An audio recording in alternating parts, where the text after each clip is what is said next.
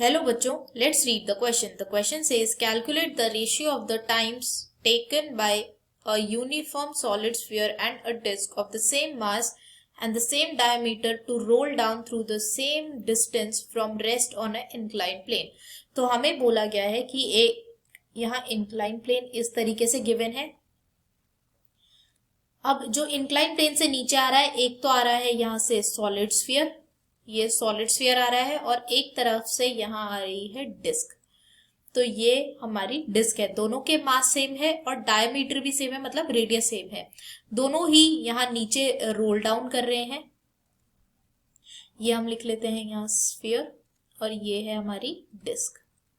तो यहाँ हमसे पूछा गया है कि कितना टाइम, जो रेशियो है टाइम का, वो कितना कितना होगा. अब अगर हम T1 ले ले स्फीयर के लिए और T2 ले ले यहाँ डिस्क के लिए कि T1 टाइम लगेगा स्फीयर को नीचे आने के लिए और T2 टाइम लगेगा डिस्क को नीचे आने के लिए. तो अब हम अगर रेशियो कैलकुलेट करें तो उसके लिए सबसे पहले जो की कॉन्सेप्ट हम अप्लाई करेंगे वो अप्लाई करेंगे that acceleration is equal to G sine theta by beta होगा.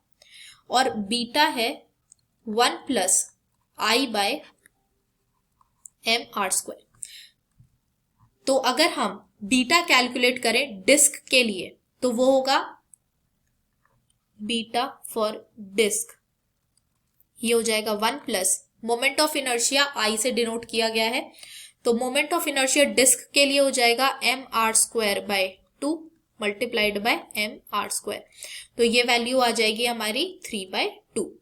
तो acceleration for disc that will be equal to 2/3 G sine theta.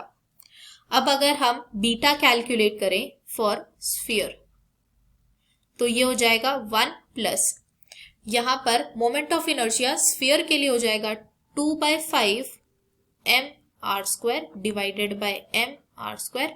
अब ये एम आर स्क्वायर कैंसिल होकर जो बीटा की वैल्यू आ जाएगी वो आ जाएगी 7/5. तो हम लिख सकते हैं acceleration for sphere that will be equal to 5/7 G sine theta. जो टाइम होता है वो होता है √2h/a. तो इस वजह से हम रेशियो लिख सकते हैं T1/T2 is equal to √A2/A1 because 2h ये दोनों ही चीजें कांस्टेंट रहेगी या सेम रहेगी दोनों ही केसेस के लिए. तो A2 और A1 हमें यहाँ फाइंड आउट कर लिया है हमने, मतलब एक्सेलरेशन हमने फाइंड आउट कर लिया है. तो हम लिख सकते हैं A2 को, फर्स्ट हमें यहाँ गिवन है सॉलिड स्फीयर और सेकेंड हमें गिवन है डिस्क. तो A2 हो जाएगा डिस्क के लिए, तो ये हो जाएगा 2/3 जी साइन थीटा, दोनों के लिए सेम है तो इसे जी साइन थीटा को रहने देंगे, डिवाइडेड बाय यहां पर A1 हो जाएगा स्फीयर का that is 5/7. So that will be equal to √14/15. तो जो हमारा रेशियो आ गया टाइम का वो आ जाएगा √14:15. तो जो हमारा करेक्ट ऑप्शन है वो है option 4th. I hope you understood this well. Thank you so much. All the best.